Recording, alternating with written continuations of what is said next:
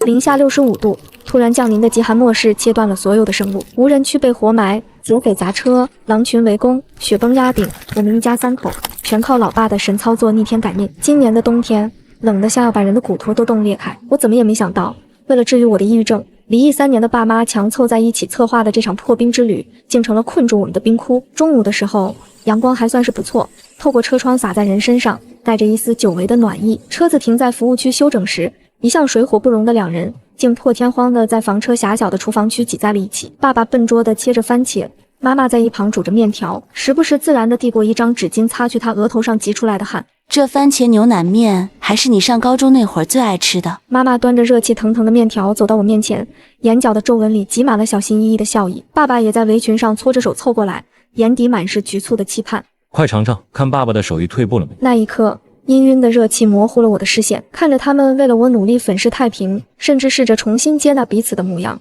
我心里那块结了厚厚一层冰的角落，似乎真的有了融化的迹象。可是这份来之不易的温情，消散的比我想象中还要快。越往北开，天色阴沉的越发诡异。下午4点，房车行驶在西北边缘的无人区公路上，滴滴，车载收音机里突然传来一阵极其刺耳的电流声，紧接着，原本正在播放轻音乐的频道被强制切断，变成了一个断断续续、带着极度恐慌的播报声。紧急红色预警，史无前例的极寒风暴正席卷全球，非必要绝不，气温将跌破。话没说完，收音机彻底变成了忙音。怎么回事？妈妈皱起眉头，开打收音机面板。就在这一瞬间，天突然黑了，紧接着狂风狠狠地砸在房车上，沉重的房车剧烈地摇晃了一下，我没抓稳，直接从卡座上摔了下来，头磕在桌角，疼得眼泪直打转。小玉，妈妈惊呼一声，刚想解开安全带往后走，爸爸却突然大喊：抓稳，别动！我抬起头，顺着挡风玻璃看出去，白毛风卷着暴雪，吞噬了整条公路，能见度不足3米。仪表盘上的车外温度显示器数字正在疯狂跳水，-10度、-20度、-30度。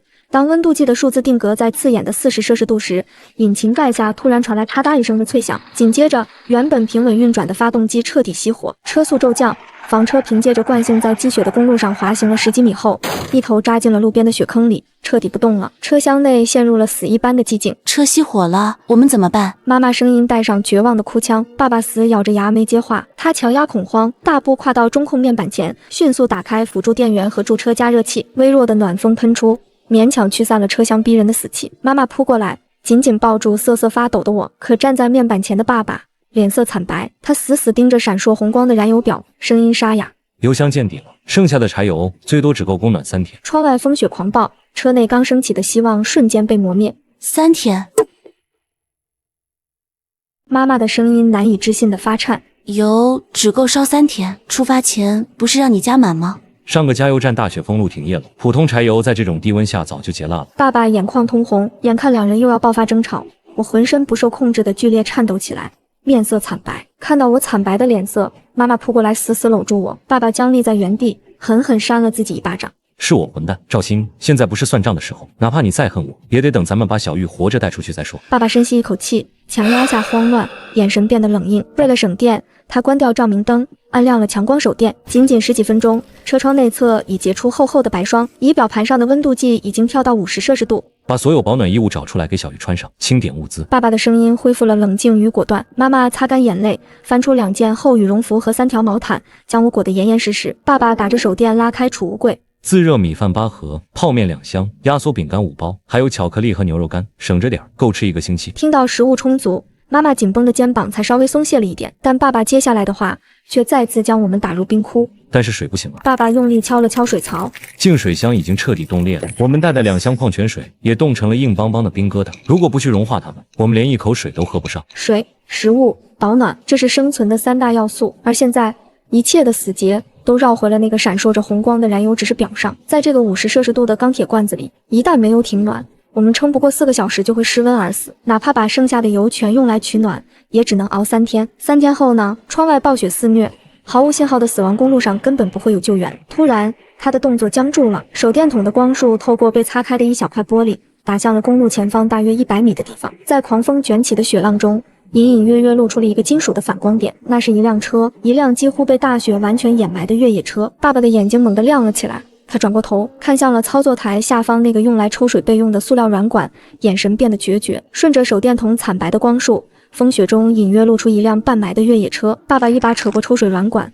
死死盯着那辆车，眼神透出决绝。外面零下50度，走100米就是送死。妈妈死死拽住他的胳膊，声音抖得不成样子。极寒下油耗翻倍，我们根本撑不到明天。爸爸用力掰开他的手指，看着仪表盘上闪烁的燃油红灯，妈妈滑坐在地，泣不成声。3年的怨恨在生死绝境前瞬间土崩瓦解。爸爸看着坐在地上痛哭的妈妈，他蹲下身，粗糙的手指轻轻擦去妈妈脸上的眼泪。赵鑫，这3年是我对不起你，也是我对不起小玉。我总以为只要给你们钱就是尽了责任，却连一个完整的家都没保住。爸爸站起身，走到我面前，我被裹在厚厚的被子里，只露出一双眼睛看着他。小玉，爸爸以前总惹你妈妈生气，也总没时间陪你。爸爸半跪在我面前，眼眶通红，嘴角却努力挤出一个比哭还难看的笑。这次爸爸保证一定把你们平平安安的带出去。说完，他做出了一个让我和妈妈都始料未及的动作。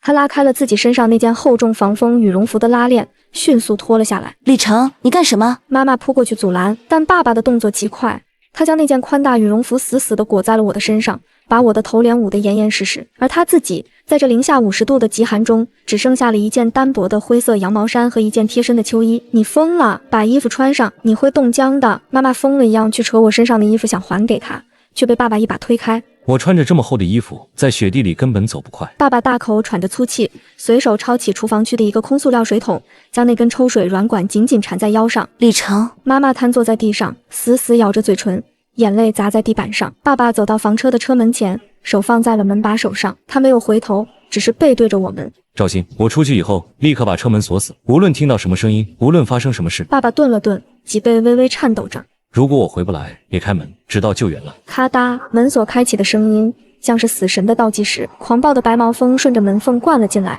只穿了一件单衣的爸爸提着空桶，一头扎进了极寒风暴中。车门被他在外面重重关上。爸爸，我和妈妈扑到结满冰霜的车窗前，拼命抠开冰花，死死盯着风雪中那个单薄的背影。积雪齐膝，狂风将他吹得东倒西歪，他几次栽进雪坑，又挣扎着爬起，向那辆越野车艰难挪动。一阵猛烈的白毛风卷过，那个灰色的身影彻底消失在视线中。车厢内陷入死寂，只剩驻车加热器微弱的呼呼声和妈妈压抑到极致的痛哭。10分钟，在平时这不过是刷几条短视频发个呆的时间，但在此刻的房车里，这10分钟却漫长的像是一个世纪。车窗上的冰花越来越厚，将我们与外面的世界彻底隔绝。驻车加热器的风声也变得极其微弱，仪表盘上的红灯闪烁频率越来越快。怎么还没回来？妈妈死死勒着我，牙齿剧烈打颤，目光死盯紧闭的车门。15分钟了，在50摄氏度的暴风雪中，仅穿单衣跋涉200米，几乎是不可能完成的任务。小玉，你爸爸是不是回不来了？妈妈眼底的光彻底暗淡，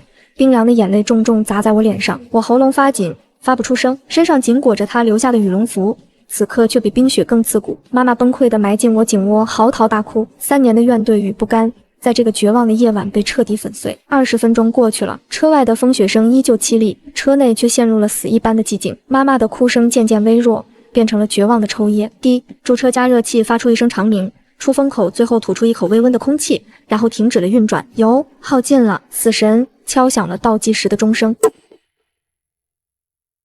砰！一声沉闷的撞击声突然从车门外传来，我和妈妈浑身一震，不是风吹的声音，是有重物在一下一下极其虚弱地砸着车门。是你爸爸。妈妈猛地掀开身上的毯子，连滚带爬地扑向车门。妈，别开门！我突然想起了爸爸临走前那句叮嘱，如果我回不来，别开门，直到救援来。可是妈妈已经听不进去了，她颤抖着双手，一把拧开了车门的内锁，用力推开了那扇结满冰霜的门。扑通，门刚一打开，一个浑身僵硬、覆满白雪的冰人就直直地砸了进来。狂风夹杂着雪花瞬间涌入，但我却完全感觉不到冷了。爸爸，我撕心裂肺地尖叫起来。他身上的那件单衣早就冻成了硬邦邦的冰壳，头发和眉毛上挂满了冰碴，他的脸、脖子，甚至露在外面的双手，全都呈现出一种死气沉沉的青紫色。但他怀里依然死死护着那个塑料水桶，桶里晃荡着大半桶散发着刺鼻气味的浑浊柴油。李成，李成，你醒醒！妈妈扑通一声跪在地上，不顾一切地抱住那个像冰块一样的男人。爸爸的眼皮艰难地蠕动了一下，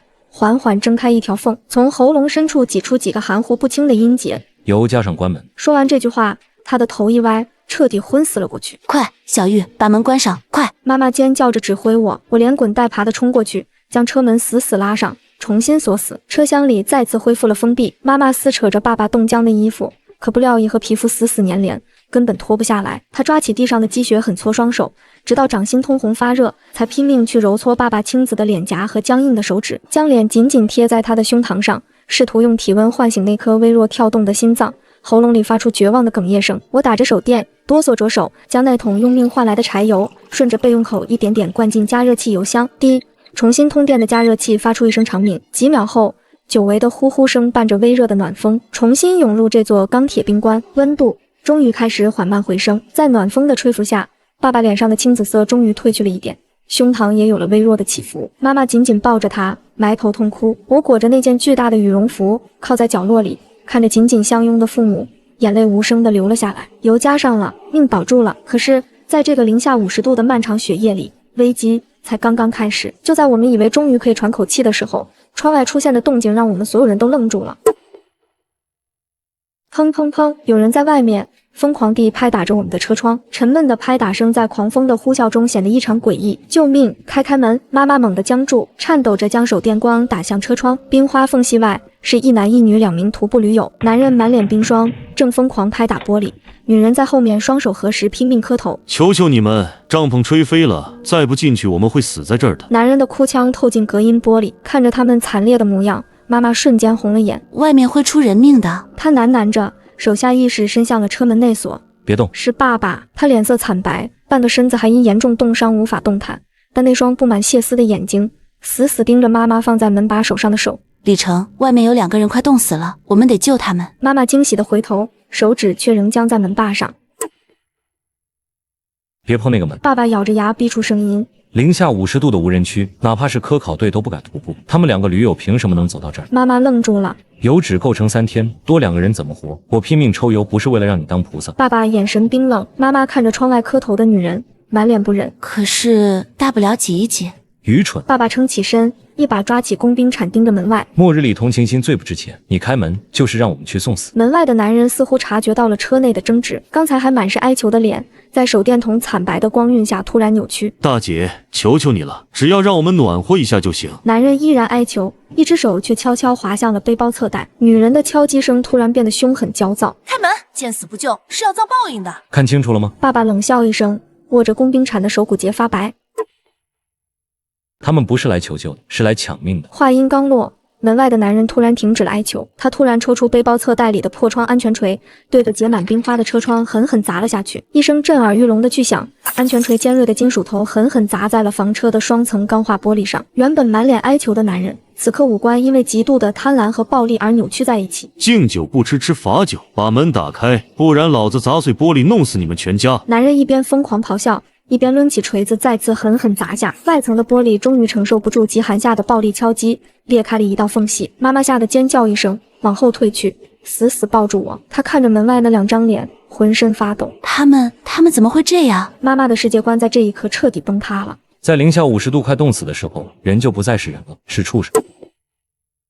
爸爸强忍着半个身子严重冻伤的剧痛，单手死死撑着中控台，摇摇晃晃地站了起来。李成，你要干什么？你别过去，玻璃要碎了！妈妈惊恐地大喊。爸爸没有理会，他一把抓起厨房操作台下的干粉灭火器，又从调料架上抓起一整瓶防身用的高浓度辣椒水，拧开盖子，将辣椒水一股脑地倒在了灭火器的喷嘴前端。小雨，把排气扇的通风口挡板拉开一半。爸爸厉声命令。我虽然害怕的要命，但求生的本能让我迅速从角落里爬起来。我踩着卡座，一把扯开了顶部的换气扇挡板，狂风夹杂着冰雪，吹得人睁不开眼。赶紧把吃的或车钥匙交出来。外面的男人看到了通风口打开，立刻踩着轮胎想往上爬。那个女人也在下面恶毒地咒骂着。做梦！爸爸将灭火器喷管顺着通风口缝隙捅出，死死按下压把。高压干粉混合着高浓度的辣椒水，形成了一道极具杀伤力的白色毒龙，借着狂风的倒灌和灭火器的巨大压力，喷射在刚爬上来的男人脸上。我的眼睛！男人发出了一声凄厉惨叫，干粉与辣椒水直冲眼鼻，他痛苦地捂住脸，从轮胎上直接栽进雪地，疯狂打滚。老公，下面的女人被呛得剧烈咳嗽，刚想去拉，爸爸调转喷口对准她又是一顿猛喷。救命！女人眼泪鼻涕横流，瞎着眼在雪地里乱撞。滚！爸爸单手握着灭火器，双眼赤红地对着窗外咆哮，再敢靠近我的车一步，老子下一把喷的就是汽油点火。外面的两人彻底被吓破了胆，男人连掉在雪地里的破窗锤都顾不上捡，闭着被辣得红肿的眼睛，被女人连拖带拽着，跌跌撞撞，狼狈不堪地消失在了漫天风雪中。确认他们走远后，爸爸才脱力般地松开了灭火器，整个人瘫倒在卡座上，大口大口地喘着粗气。我赶紧把通风口的挡板重新锁死。车厢里弥漫着一股呛人的干粉和辣椒味，但温度终于不再流失。妈妈呆呆地看着瘫软在座椅上的爸爸，又看了看那扇裂了外层玻璃的车窗。她突然走过去，死死抱住爸爸，放声大哭。这一次不是因为委屈，而是因为后怕和彻底的醒悟。李成，我错了，我真的错了。妈妈哭得上气不接下气，死死抓着爸爸的衣服。如果不是你，我和小玉今天就没命了。我再也不发善心了，我什么都听你的。我们一家人一定要活下去。爸爸虚弱地抬起那只没有冻伤的手，轻轻拍了拍妈妈的后背，声音嘶哑却异常坚定。记住这个教训，在这片被冰封的无人区里，能救我们的只有我们自己。从现在起，谁来敲门，都当是来索命的鬼。我缩在羽绒服里，看着窗外那道可怖的裂痕，风雪依旧肆虐，零下50度的极寒还在持续。虽然击退了暴徒，但我们的油依然只够撑不到3天。那2个暴徒消失在风雪中后，车厢里陷入了一种诡异的死寂。爸爸瘫坐在地上，冻伤的手剧烈颤抖，指尖呈灰白色。别关手，看温度计。仪表盘上的数字定格在零下65度。房车的车体突然传出一阵阵的金属冷缩声，原本还能维持在10度左右的车内气温开始断崖式下跌。房车的内饰壁板上开始迅速爬满白色的冰霜，保温层失效了。爸爸声音沙哑。民用房车挡不住这种极寒，热量会被瞬间吸干。那怎么办？妈妈惊恐地裹紧被子。放弃车厢。爸爸强撑着站起，眼神决绝。把床单、窗帘、胶带全找出来，我们要盖个内帐，把所有热量锁在后铺不到3平米的空间里。在爸爸的指挥下，我和妈妈疯狂地忙碌起来。我们用强力胶带把加厚的床单和毛毯层层叠叠地粘在车顶和四周，形成了一个密闭空间。爸爸甚至拆下了卫生间的塑料门板，横在床铺外侧作为硬质隔断。最后，爸爸把驻车加热器的出风口软管硬生生地拽了出来，直接塞进了这个临时的内帐里。进去，快进去！我和妈妈钻进了这个狭窄、昏暗，甚至有些窒息的毛毯帐篷里。爸爸是最后一个进来的。当他拉上最后一道帘子并用夹子封死时，这个不到3平米的小空间成了我们全家最后的阵地。外面是65摄氏度的荒野死寂，里面是3个人急促的呼吸。随着暖风管不断向内泵入热气，这个微小空间的温度终于开始缓慢回升。妈妈长舒了一口气，整个人虚脱地靠在毛毯壁上。由于空间极度狭窄，我们3个人不得不紧紧贴在一起。这是爸妈离婚3年来，我们第一次如此近距离的接触。我坐在中间，左手边是妈妈温热的肩膀，右手边是爸爸冰冷但厚实的脊背。在黑暗中，我听见妈妈小声地问了一句：“李成，你的手疼吗？”爸爸沉默了很久，才低声回了一句：“没知觉，没知觉，反倒不疼了。”妈妈没说话，我却感觉到她的身体在微微抽动。片刻后，她伸出手，在黑暗中摸索着抓住了爸爸那只冻伤的手，轻轻地放进了自己的怀里，用自己的体温去暖他。爸爸的身体僵硬了一下，但他没有抽回来。暖风机在狭小的空间里发出单调的嗡鸣。然而，就在我们以为终于能喘口气时，帐篷外的房车底盘下突然传来了一声沉闷的撞击，紧接着是一声长长的狼嚎，凄厉的狼嚎声毫无征兆地响起。妈妈的身子剧烈一颤，下意识地把我搂得更紧了，连呼吸都屏住了。狼？无人区里怎么会有狼？妈妈的声音颤抖。零下60多度，山里的猎物全冻死了，他们是闻着活人的味儿，或者刚才那2个人留下的血腥味儿找来的。爸爸的脸色在昏暗的暖风机指示灯下显得格外阴沉。外面传来了令人毛骨悚然的动静，是利爪抓挠金属车皮的声音，不是一只，而是很多只。它们在围着房车打转，粗重的喘息声和急不可耐的低吼声隔着一层薄薄的车厢壁，听得一清二楚。突然，砰的一声巨响，整个房车剧烈地摇晃了一下，我没忍住惊呼了一声，赶紧死死捂住自己的嘴。别出声！爸爸用气音低吼，仅剩的一只完好的手死死攥紧了那把多功能工兵铲。在这个用床单和毛毯临时搭建的内帐里，我们完全看不到外面的情况。这种被剥夺了视觉的未知感，将心理上的恐惧放大了无数倍。一声尖锐刺耳的漏气声突然从车底传来，紧接着房车的右后侧突然向下一沉。他们在咬轮胎。爸爸的脸色瞬间煞白。房车本来就半个身子扎在雪坑里，现在轮胎被咬爆，车体发生了严重的倾斜。原本用胶带固定在车顶的内帐受力不均，撕拉一声撕开了一道口子。零下60多度的极寒冷气顺着那道口子渗了进来。紧接着，一阵阵的撞击声从车厢前部传来，那个位置正是之前被那个暴徒用安全锤砸出裂缝的双层玻璃车窗。这群在极寒中饿疯了的野兽极其狡猾，他们似乎察觉到了那块满是裂痕的玻璃，是这只巨大铁猎物最脆弱的突破口。不能就在这儿躲着了，玻璃一旦被撞碎，冷风灌进来，我们就会失温，更别说还有一群饿狼。爸爸一把掀开封死内帐的夹子，刺骨的寒气扑面而来，冻得我和妈妈同时打了个寒战。爸爸猫着腰，借着手电筒微弱的光，小心翼翼地挪到了驾驶室后方。他透过那道裂缝向外看去，只看了一眼，他就愣住了。借着雪地微弱的反光，车窗外赫然亮着十几双幽绿色的眼睛，它们在风雪中死死盯着车内，贪婪而残忍。一头体型硕大、饿得皮毛杂乱的头狼正踩着引擎盖，将那张淌着腥臭口水的大嘴贴在裂缝处，它的利爪不知疲倦地抠挖着那道裂痕。又是一声脆响，外层玻璃的裂缝再次扩大，甚至有细碎的玻璃碴掉落在了驾驶座上。那层玻璃绝对撑不过下一次猛烈的撞击。我们是不是要死在这里了？妈妈绝望地看着摇摇欲坠的车窗，爸爸死死盯着那群饿狼，胸膛剧烈起伏着。突然，他转过头，目光落在了中控台下方那个装着大半桶柴油的塑料水桶上，那是他用半条命换回来的，我们一家三口赖以生存的最后燃料。但此刻，爸爸的眼神中却闪过一丝破釜沉舟的决然。想吃我们？爸爸咬着牙，一把将那个油桶拎了起来。老子先烧死你们！李成，那是你拿命换回来的油啊！妈妈看着爸爸拎起那个沉甸甸的塑料桶，眼泪涌了出来。命都没了，留着油有什么用？爸爸双眼泛红，动作却没有丝毫犹豫。他一把扯过刚才用来做隔断的床单，用牙齿配合着那只唯一能动的手，撕拉一声撕成了几条长长的布条。接着，他又从厨房的垃圾桶里翻出3个空的玻璃瓶，散发着刺鼻气味的浑浊柴油被毫不吝啬地倒进玻璃瓶里。爸爸将布条塞进瓶口，做成了3个简易的燃烧瓶。就在这时，驾驶室方向传来一声碎裂声，车窗玻璃彻底碎了。一个硕大的、长满灰褐色硬毛的狼头，硬生生地顺着破洞挤了进来。腥臭的咸水滴落在仪表盘上，他张开长满獠牙的大嘴，发出一声低吼。妈妈强忍害怕，死死将我护在身后，随手抓起平底锅挡在身前。赵鑫带小玉去卫生间，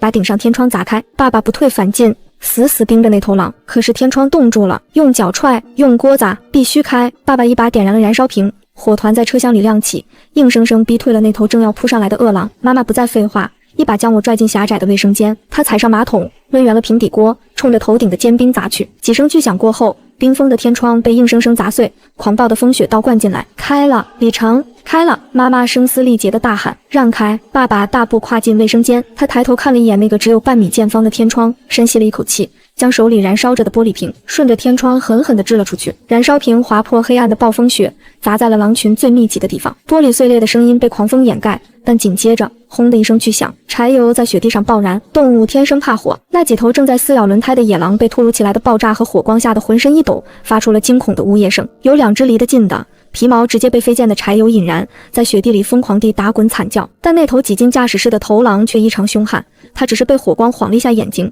随即更加疯狂地往车厢里挤，半个身子都已经探了进来。老子弄死你！爸爸继续点燃了第2个燃烧瓶，但他没有往外扔，而是直接冲向驾驶室，将燃烧瓶狠狠砸在了那头狼的鼻梁上。瓶子碎裂，柴油混合着火焰吞噬了头狼的脑袋。头狼发出了极其凄厉的惨叫，剧烈的灼痛让他拼命挣扎着向后退去，硬生生地从碎裂的车窗里摔了出去，带着满头的火焰在雪地里狂奔。头狼一败，剩下的狼群彻底崩溃了，他们夹着尾巴四散奔逃，很快就消失在了茫茫的黑夜与风雪之中。车厢外只剩下那团还在雪地上静静燃烧的残火，发出滋滋的声音。爸爸脱力般地靠在操作台上，手里的打火机滑落在地，他大口大口地喘着粗气，胸膛剧烈起伏。赶走了，他们走了。妈妈虚脱地滑坐在地板上，又哭又笑。可是这份劫后余生的喜悦甚至没能维持1分钟。一阵极其刺骨的狂风顺着驾驶室那个被撞碎的巨大破洞，毫无阻碍地灌进了车厢。那是一种能瞬间冻透骨髓的极寒。仪表盘上的温度计早已因为超出了最低良程而彻底黑屏，外面的温度绝对已经跌破了-65摄氏度。更让人绝望的是，随着滴的一声长鸣，驻车加热器出风口最后的一丝暖意彻底消失了。我转过头看向那个被扔在角落里的塑料水桶，里面只剩下了一层薄薄的油底子，连抽水管都吸不到了。为了击退狼群，我们用光了最后1升油，房车变成了一个四面漏风的冰窟窿。仅仅过了不到10分钟，那个被头狼撞碎的驾驶室车窗成了死神收割生命的镰刀。狂暴的寒风毫无阻碍地灌进来，呼啸着穿过车厢，将我们用床单和胶带勉强维持的那点余温剥夺得干干净净。房车正在变成一座冰棺，冷，好冷！妈妈的牙齿开始剧烈打颤，那是身体在失温初期的本能反应。她紧紧抱着我，试图用身体为我挡住寒风，但我能感觉到她的体温正在飞速流逝。回内帐，快！爸爸一把拽起我们，踉踉跄跄地钻回了那个用毛毯围起来的狭小空间。可是失去了热源的内帐，不过是几块冰冷的破布。半小时后，车内的温度已经降到了-30度。1小时后，我呼出的热气直接在睫毛上结成了白霜。那种冷，不是冷风吹过的凉意，而是一种从骨髓深处钻出来的剧痛。手脚开始失去知觉，思维变得迟钝，连恐惧都变得模糊起来。赵鑫，赵鑫，你别睡！黑暗中，爸爸突然发出了一声呼喊，我猛地惊醒，费力地转过头，借着手机微弱的屏幕光，我看到了让我魂飞魄散的一幕。妈妈不再发抖了，在这个滴水成冰的极寒里，她竟然不再颤抖，反而满脸通红，呼吸急促。妈，我哭喊着去摸她的额头，滚烫，烫得吓人，高烧，爸爸的声音都在发颤。之前的惊吓，加上刚才为了救我长时间暴露在冷风里，他的免疫系统崩溃了。在这种极端环境下发高烧，简直就是死刑判决书。身体为了对抗病毒疯狂产热，却又因为外界的极寒而迅速失温。如果不马上退烧并补充热量，他撑不过2个小时就会休克。水，我想喝水。妈妈闭着眼睛，嘴唇干裂起皮，意识已经开始模糊，嘴里说着胡话。李成，别走，别丢下我们。有水，有水！爸爸慌乱地去抓旁边的矿泉水瓶，可是瓶子里的水早就冻成了硬邦邦的冰疙瘩。在这个没有火、没有电、没有油的冰窟里，我们甚至连一口液态水都弄不出来。爸爸把那块冰冷的矿泉水瓶塞进自己单薄的羊毛衫里，贴着自己仅剩体温的胸膛，试图用身体把它捂化。冰块贴上皮肤的瞬间，爸爸疼得浑身抽搐，但他死死咬着牙，一声不吭，只是把妈妈抱得更紧。可是这根本就是杯水车薪，房车彻底完了，驾驶室的大洞堵不住，油箱空了。唯一的发电机也因为电瓶亏电无法启动，留在这里，我们一家3口会在今晚变成3具僵硬的尸体，不能待了。爸爸突然抬起头，眼神里透着一种孤注一掷的决绝。他把那个还没捂热的冰疙瘩扔到一边，反手从背包里掏出了那台老旧的手持 GPS 导航仪，屏幕亮起，微弱的蓝光照亮了他那张布满冻疮和胡茬的脸。我们要汽车，汽车去哪？我哭着问。外面全是雪，还有狼。往东走500米，地图上显示有一个护林员的巡山木屋。爸爸指着屏幕上那个闪烁的小绿点，声音嘶哑却坚定，那是以前为了防盗猎建的，里面肯定有火炉，甚至可能有储备的木柴和煤炭。500米，我绝望地看着窗外狂暴的风雪，妈都烧成这样了，怎么走500米？在这零下60多度的无人区，别说500米，就是50米都能要了人的命，走不到也得走，留在这儿就是等死。爸爸站起来，动作牵动了冻伤的半边身子，疼得他冷汗直流。他一把撕开内帐的帘子，从储物箱里拖出了所有的睡袋和防潮垫。小玉，帮我把这些睡袋绑在一起，做个简易雪橇。爸爸一边说，一边动作利索地用绳子将睡袋层层捆扎，把你妈绑在上面。我拖着她走。你疯了？你的手！我看着他那只已经肿成紫黑色的右手，眼泪止不住地流。废了一只手算什么？只要腿还在，我就能走。爸爸转过身，深深地看了一眼昏迷中的妈妈，然后用那只完好的左手死死攥住了拖拽雪橇的绳索。穿好衣服，带上所有能吃的东西和防身武器。爸爸的声音充满决绝。今晚我们要和阎王爷抢命。当爸爸用肩膀狠狠撞开那扇结满厚冰的车门时，真正的地狱毫无保留地展现在了我们面前。狂暴的白毛风将我们单薄的身体向后推去，零下60多度的极寒空气顺着呼吸道直直地捅进肺管子里，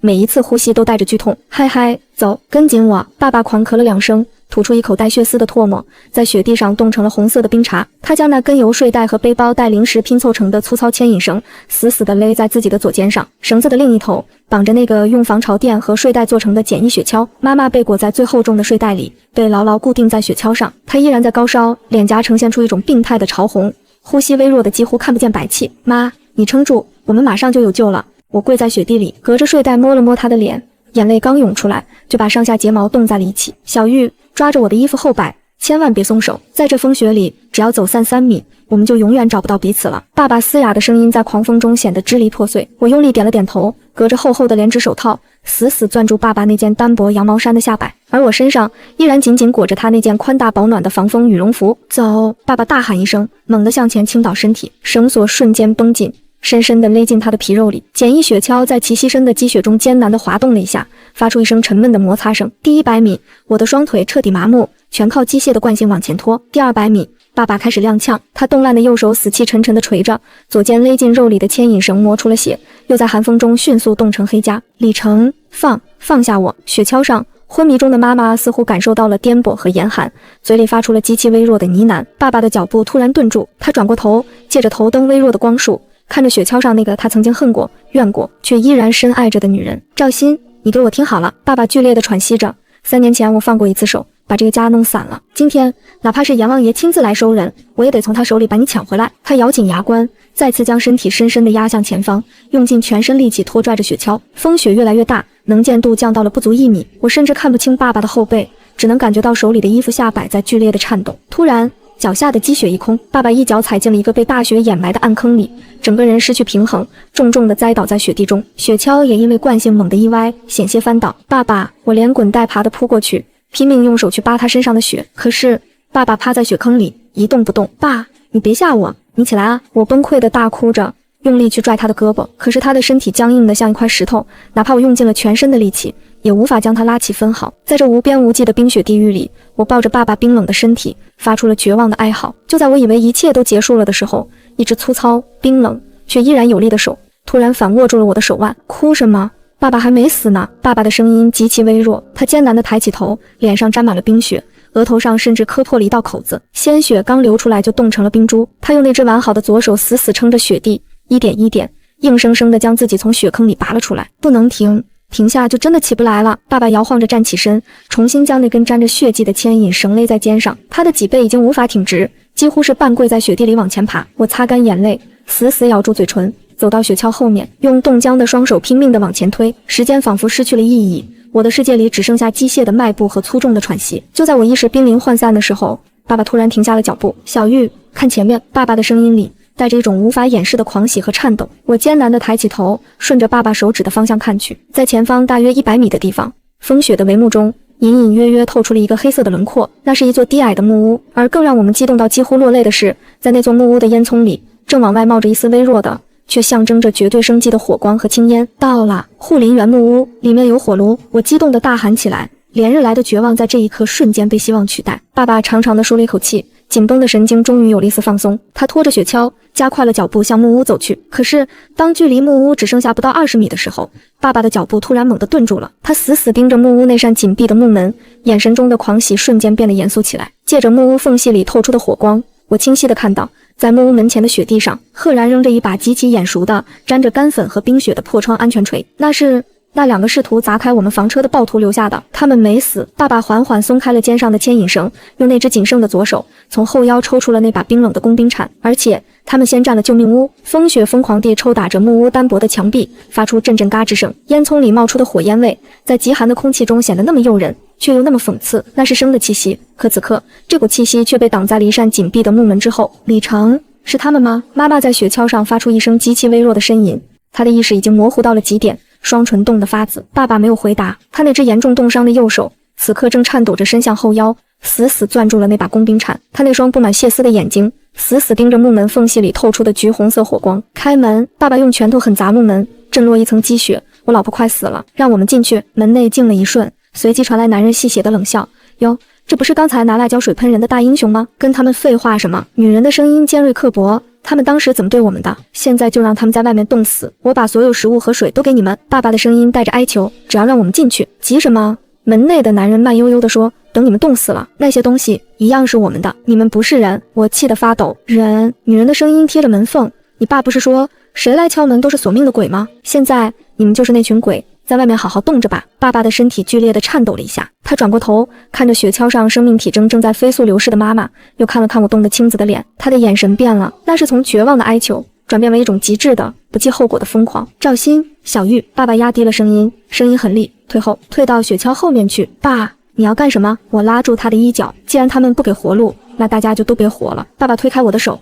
他没有再去砸门，而是摇摇晃晃地走向木屋侧面，那里堆着一捆护林员生火用的备用木柴，虽然被雪覆盖了，但那是木屋唯一的燃料来源。爸爸弯下腰，用那只完好的左手费力地从柴堆里抽出一根粗壮的木棍。你要干嘛？门内的男人似乎察觉到了不对劲，声音变得有些慌乱。爸爸没有理会，他拖着沉重的步伐再次回到木门前，他没有直接撞门，而是从怀里掏出了那个一直贴身珍藏只剩下最后一丁点电量的打火机。里面的人听着，爸爸的声音异常平静，平静的让人绝望。这木屋是木头盖的，外面还刷了防腐油，虽然天冷，但只要我点着这堆柴火，火势顺着风一吹，这屋子5分钟就能烧成个火球。你疯了，烧了屋子你自己也得冻死。女人在里面尖叫起来，反正横竖都是个死。爸爸的手指按在打火机的开关上，火苗在风雪中顽强地跳动着。要么开门让我们进去，要么咱们就在这儿一起变成烤肉，给这片荒原加点餐。3，爸爸开始倒数。2，他的手指已经向下按去，火苗猛地窜高。等等，我们开门，门内传来了男人惊恐的嘶吼声。紧接着是拉动横木栓的刺耳摩擦声，厚重的木门被缓缓推开了一道缝，一股混合着木柴香气和干燥热浪的气息扑面而来，那简直是天堂的味道。然而，还没等我和爸爸松一口气，一节冰冷的金属管突然顺着门缝探了出来，死死顶在了爸爸的脑门上。那是一把自制的双管猎枪，把火灭了，滚进来！男人躲在门后的阴影里，敢耍花样，老子现在就崩了你！冰冷的金属枪口死死顶在爸爸的脑门上。门后的男人半张脸裹在肮脏的围巾里，露出一双布满血丝的眼睛，他握枪的手在微微颤抖。把火弄灭，滚进来！男人嘶哑着嗓子大喊：“那个老娘们儿和小的留在外面！”你再说一遍。爸爸的声音低沉。我说让你。男人话音未落，爸爸突然动了，他并没有去夺那把枪，而是向前跨出半步，用额头死死顶住枪口，同时那只完好的左手从怀里掏出了那把一直藏着的防狼电击棒。湛蓝色的电弧在昏暗的木屋门缝间瞬间炸开，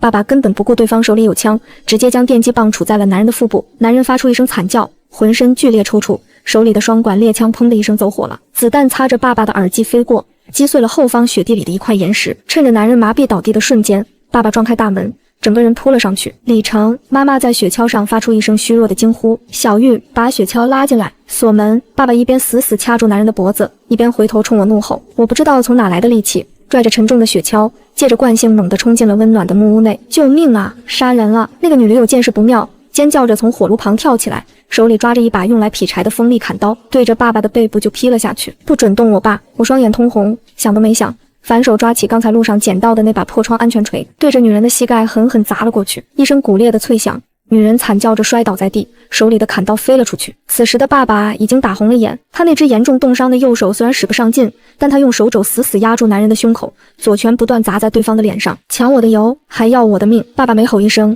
拳头就重重落下。那个男人原本就因为电击而浑身无力，此刻被打得满脸是血，连求饶的声音都发不出来了。别打了，求求你别打了！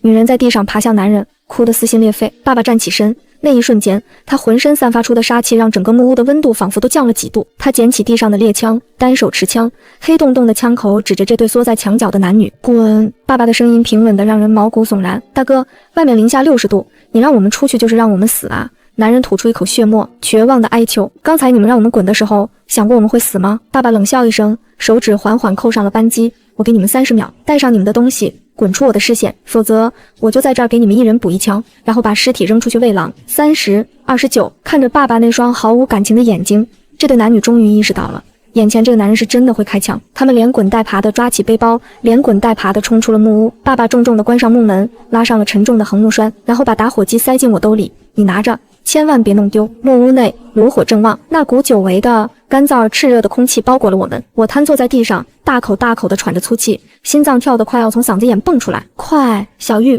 帮你妈脱掉湿衣服。爸爸顾不得擦脸上的血，踉跄着扑到雪橇旁，解开绳索，将昏迷中的妈妈抱到了火炉边的地铺上。在橘红色的火光下，妈妈那张惨白的脸终于映出了一丝微弱的血色。爸爸坐在火炉旁，看着自己那只已经彻底黑紫、失去知觉的右手，又看了看正在慢慢苏醒的妈妈，突然捂着脸哭了。我们夺回了生机，但外面的风雪似乎变得更加狂暴了。木屋内的炉火烧得正旺，干透了的松木在火塘里发出噼啪的爆裂声，那股干燥的热浪一寸寸侵入我几乎冻僵的骨髓。我脱掉湿透的靴子，脚趾在靠近火源时传来钻心的刺痒。水，小玉，快！爸爸跪在火炉旁，用那只完好的左手托起妈妈的后背。我赶紧将刚才在炉边化开的一碗温水递了过去。妈妈的脸色从那种病态的潮红渐渐转为苍白，她的眼皮剧烈颤抖着，然后缓缓睁开了。她先是茫然地盯着低矮的木质屋顶看了一会儿，随后目光落在了满脸血污、狼狈不堪的爸爸身上。李成，妈妈的声音沙哑。我在。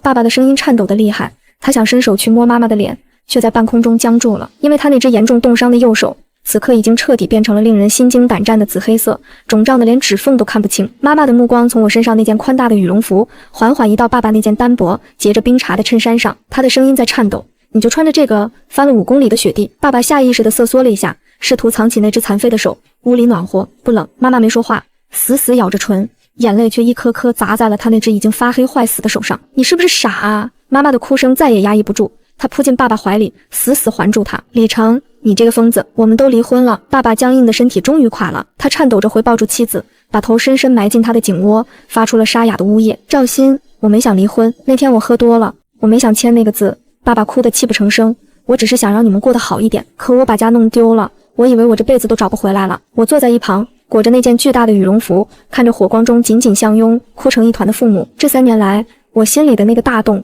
在这一刻被一点点填满了。不离了，李成，我们不离了。妈妈捧起爸爸的脸，用袖子胡乱擦着他脸上的血迹。只要能活着出去，我们复婚，我们带着小玉回家，再也不分开了。爸爸拼命地点头，嘴角露出了一个带着血泪的笑容。这是3年来我第一次看到他们如此真诚地对彼此微笑。木屋外的风雪似乎小了一些，炉火映红了我们3个人的脸。在这个被世界遗忘的冰封角落里，我们这个支离破碎的家，终于在毁灭的前一秒重新拼凑在了一起。就在我们享受这短暂的温情时，脚下的地面突然毫无征兆地剧烈颤抖了一下，一种沉闷宏大的低鸣声顺着山体传进了木屋。爸爸推开妈妈，趴在木屋唯一的小窗户上向外看去，气温升高了。爸爸看着窗沿上滴落的水珠，眼神里透出恐惧。不好，积雪融化太快，山体承载不住了，是雪崩。话音未落，脚下传来沉闷的巨响，隆隆，声音仿佛就在屋后。木屋正好在雪崩的路线上，爸爸一把抓起背包，声音尖锐，快回房车，那是唯一的活路。我惊恐地看向窗外，远处的山坡上已经裂开了无数黑色的缝隙，可是我们刚从那儿，没时间了，走。爸爸不由分说，用仅剩的左手推开门，将我们推进了正在崩塌的世界。门外的世界已经彻底变了样，积雪变成了没过脚踝的冰水混合物，每走一步都像踩在陷阱里。空气中传来一阵阵的轰鸣声，那是无数积雪在重力作用下开始位移的预兆。我和妈妈互相搀扶着，深一脚浅一脚地冲进黑暗的荒野。回头望去，那座带给我们短暂温暖的小木屋，在漆黑的山影下显得那么渺小，那么摇摇欲坠。快点，再快点！爸爸在前面疯狂地嘶吼着，他的右手依然无力地垂着，左肩的绳索深深勒进肉里，但他仿佛感觉不到疼，只是拼命地向着公里的方向狂奔。就在我们跑出大约500米的时候，身后传来了一声惊天动地的巨响。我下意识地回头，只见一道白色的巨浪从山脊上一跃而下，那座承载了我们最后希望的小木屋，在触碰到白浪的一瞬间，彻底消失在了滚滚雪浪之中。别回头，跑啊！爸爸的声音已经嘶哑到了极点。白色巨浪翻滚着，卷起巨大的气浪和冰屑，带着摧毁一切的力量，正顺着山坡向我们疯狂袭来。气浪卷着碎木片和冰碴打在我们的背上，妈妈尖叫一声，被一股强劲的气浪掀翻在雪地上。坚持住，马上就到了。爸爸没有停，他那只残废的右手无力地甩动着。前方200米，那辆半埋在雪坑里的房车，在手电筒微弱的光柱下闪烁着金属的冷光，那是我们唯一的孤岛。快，雪浪过来了！我指着身后不到100米的白色巨墙，声音里带上了绝望的哭腔。雪崩掀起的雪尘暴已经遮蔽了视线，空气中全是细碎的冰晶。小玉，去开车门，快！爸爸着急说。我连滚带爬地冲到房车门前，车门锁死着，上面覆盖了一层厚厚的冰甲。我疯了一样用拳头砸，用牙咬，冰冷的金属粘掉了我手套上的皮毛。开啊，快开啊！我哭着大喊。就在那堵白色的死神之墙距离我们不到30米时，我摸到了那个冰冷的门把手，用尽全身力气向外一拽，冰层断裂，车门终于被我拽开了一道缝。快进去！爸爸冲了过来，一把将半昏迷的妈妈从雪橇上拎起，塞进了车厢，紧接着他把我推了上去。爸，快进来！我伸出手去拉他，爸爸刚要跨上踏板，脚下的积雪突然发出一声闷响，那是雪崩前锋的冲击波，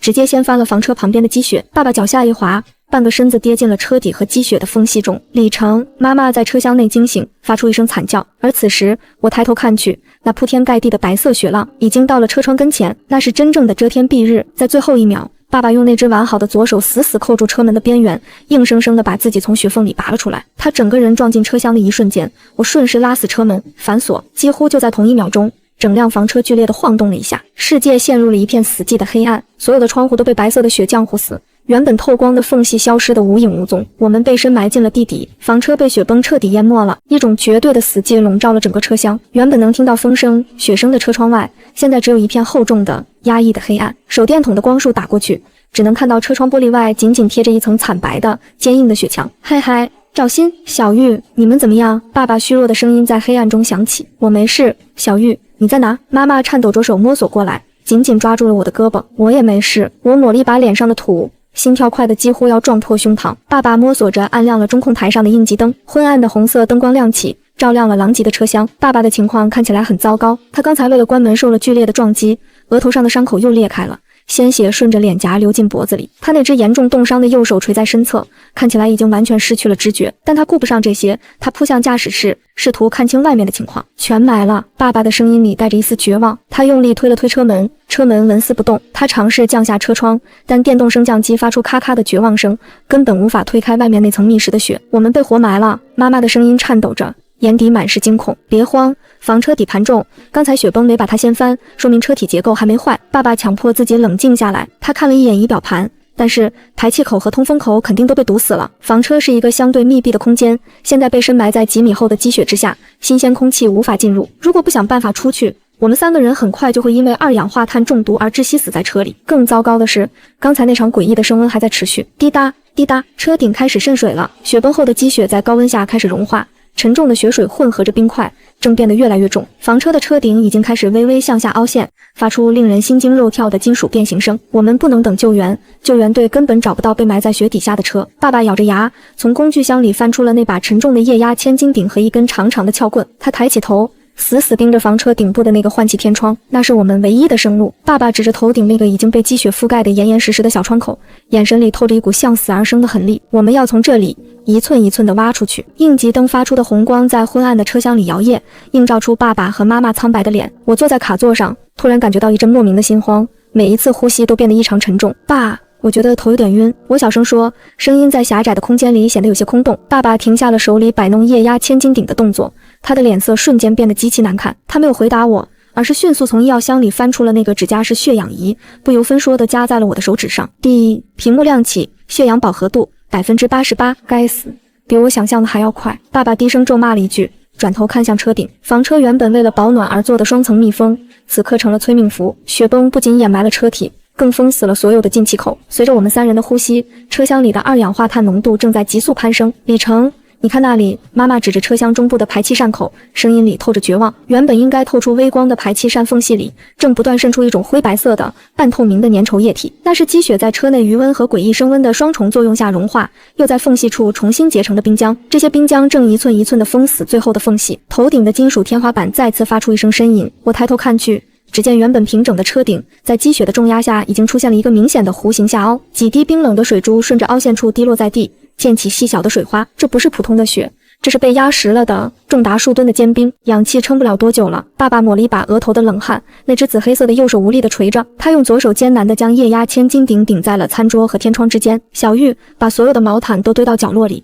如果你觉得呼吸困难，就尽量趴在低处，那里的二氧化碳浓度相对低一点。爸爸一边吃力地摇动千斤顶的摇杆，一边急促地叮嘱。那你呢？我看着他剧烈起伏的胸膛，我要在氧气耗尽前把这个天窗顶开一条缝。爸爸的额头上青筋暴起，每一次发力都让他的伤口渗出鲜血。随着千斤顶的升高，顶部的金属板发出砰砰的闷响，那是金属在对抗外力的极限。然而，无论爸爸如何用力，天窗外的积雪就像是浇筑了水泥一样，纹丝不动。空气越来越稀薄，也越来越闷热。妈妈开始剧烈的咳嗽，她的脸色从苍白变成了青紫。我感觉到意识开始模糊，眼前的红光分裂成了无数个重影，一种强烈的想要撕开胸腔大口呼吸的欲望几乎要摧毁我的理智。我不行了，妈妈瘫坐在地，眼神涣散。不准睡，赵鑫，睁开眼。爸爸发出一声嘶吼，他丢下已经弯曲的摇杆，抓起那根沉重的撬棍，用肩膀顶住天窗的一角，那是他唯一能找到的支点。我们还没回家，还没带小鱼回家，就在我即将失去意识的最后一秒，听到了啪的一声脆响，那是坚冰裂开的声音。那声脆响在死寂的车厢里震得我浑身一颤。紧接着，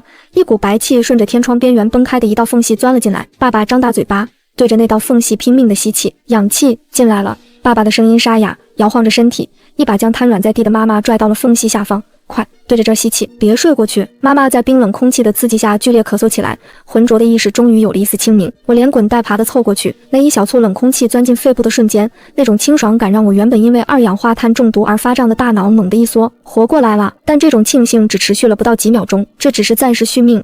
天窗只开了不到1厘米的缝，外面的雪太厚了。爸爸抹了一把脸上的冰水混合物，他用那只完好的左手死死扣住天窗边缘的金属框，试图再次发力。然而，出现在缝隙外的并不是天空，而是呈淡蓝色的深层积雪。我们依然被深埋在地底，我们要挖出去。爸爸从工具箱里翻出了一把折叠工兵铲和几个不锈钢脸盆。雪崩后的雪会迅速凝固，如果不在它彻底冻成冰块前挖通隧道，我们就真的会被永远封死在这里。爸，你的手。我看着他那只紫黑色已经开始渗出粘稠液体的右手，心如刀割。别看了，没知觉了，反倒不碍事。爸爸自嘲地笑了笑，用左手把折叠铲的刀刃卡死，然后用缠着胶带的右手手肘顶住铲柄，将铲子捅进了天窗外的雪墙里。第一铲雪落了下来，砸在爸爸的脸上。他毫不在意，机械地重复着动作。妈妈也缓过劲来，她默默地拿起脸盆，负责把爸爸挖下来的积雪接住，再倒进房车的浴缸里。我也加入了进去，用双手拼命地把堆积在天窗下的碎雪往后挪。1小时、2小时，车厢里的温度因为天窗的开启而降到了冰点，但我们3个人却干得满头大汗。隧道在向上延伸，爸爸挖掘出的通道极其狭窄，仅容1人通过。由于缺乏支撑，头顶不时有细碎的雪块砸落，每一次震动都让我的心提到嗓子眼。如果发生2次坍塌，我们会被活埋在这里。李成，歇会儿吧，我来换你。妈妈看着爸爸摇摇欲坠的身影，声音里带着哭腔。别动，我感觉到疯了。爸爸的声音突然拔高，带着一种近乎疯狂的喜悦。他丢掉工兵铲，用那只血肉模糊的左手疯狂地抠挖着头顶最后的一层薄雪。突然，一道刺眼纯净的银色月光顺着那个狭小的洞口倾泻而下，照亮了爸爸那张布满泥土与鲜血的脸。通了，挖通了！爸爸回过头，对着我们露出了一个笑容。然而，就在他准备伸手拉我们上去的时候，他的笑容突然僵住了。隧道上方那个圆形的出口处，突然出现了一个巨大的黑色的阴影。那不是救援队，那是一双幽绿色的，在月光下闪烁着残忍光芒的眼睛。狼，那一双幽绿色的眼睛在银色的月光下显得格外突兀，死死地定在了爸爸惊愕的脸庞上。低沉而贪婪的嘶吼顺着狭窄的雪洞灌了进来，伴随着一股令人作呕的腥臭味。是那头被火烧伤了半边脸的头狼，他竟然没死，还一直守在这片废墟之上。爸，快下来！我惊恐地尖叫，声音在狭窄的隧道里产生剧烈的回响。别动！爸爸的声音异常冷静，甚至带着一种令人心碎的决绝。他此时半个身子还卡在垂直的冰桶里，双脚踩在房车天窗的边缘，根本没有任何腾挪的空间。而头狼已经伏下了身子，锋利的爪子在洞口边缘疯狂抠挖，冰屑扑簌簌地砸在爸爸的脸上。头狼探出头，一口咬在了爸爸那只肿胀的右手上。李成，下方的妈妈发出一声凄厉的惨叫，疯了一样想往上爬。然而预想中的惨叫并没有响起，爸爸只是闷哼了一声，那只已经彻底坏死、失去痛觉的右手此刻成了他最坚硬的盾牌。狼牙深深地嵌入了发黑的皮肉里，甚至咬到了骨头，但爸爸连眉头都没皱一下。畜生，等的就是你！爸爸眼中闪过一丝疯狂，他向上挺身，竟然用那只被咬住的残废右手作为诱饵，死死地卡住了头狼的喉咙，将他的头强行拽进了狭窄的洞口。狼群失去了撕咬的距离优势，在狭小的空间里疯狂挣扎，爪子在冰壁上划出刺耳的摩擦声。小玉，打火机，快！爸爸对着下方怒吼。我颤抖着手从兜里掏出打火机，拼命向上递去。爸爸用那只完好的左手接过打火机，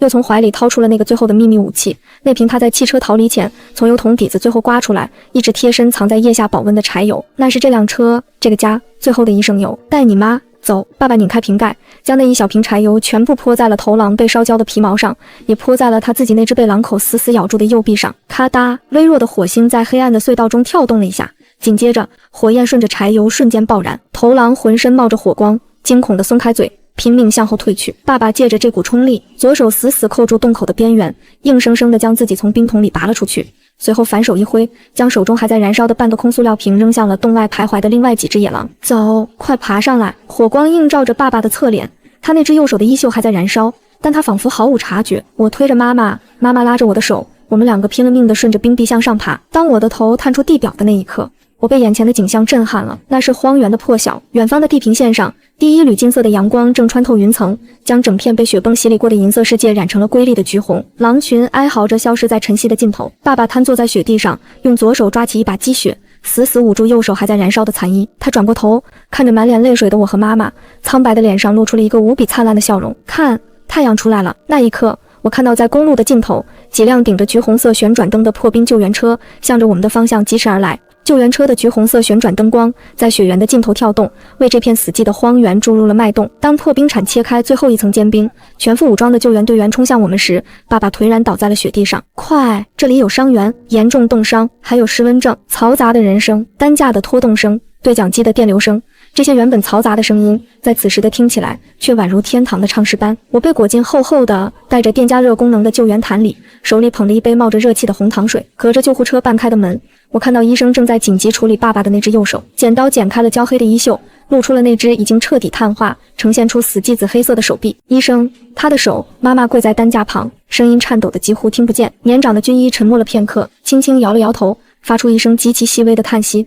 冻死太久了，组织已经完全坏死，为了保命，必须截肢。妈妈的眼泪夺眶而出，她死死捂住嘴，不让自己哭出声来。而躺在担架上的爸爸，却在此时缓缓睁开了眼，他脸色惨白如纸，眼神却异常清亮。他费力地抬起那只完好的左手，笨拙地擦去妈妈脸上的泪水。别哭，爸爸的声音，一只手换回一个家，这买卖我赚了。妈妈愣住了，随即握住他那只冰冷的左手，贴在自己的脸颊上，痛哭流涕。3年前，他们因为不和而分道扬镳，3年来，他们隔着名为怨恨的冰川彼此对峙。谁能想到，最后竟是这一场足以毁灭一切的极寒，烧掉了所有的伪装与隔阂，让他们在死神的指缝里重新找回了彼此。1个月后，临时安置点的活动板房里，爸爸的右手做了截肢手术，正在学习用左手笨拙地拧开一瓶罐头。妈妈就在一旁安静地帮他削着苹果。阳光透过塑料窗户洒在他们身上，有一种劫后余生般的平静。我们一家人围着一台老旧的14寸电视，这是安置点唯一的娱乐。新闻正在播放全球极寒灾后联合调查报告会的直播，画面里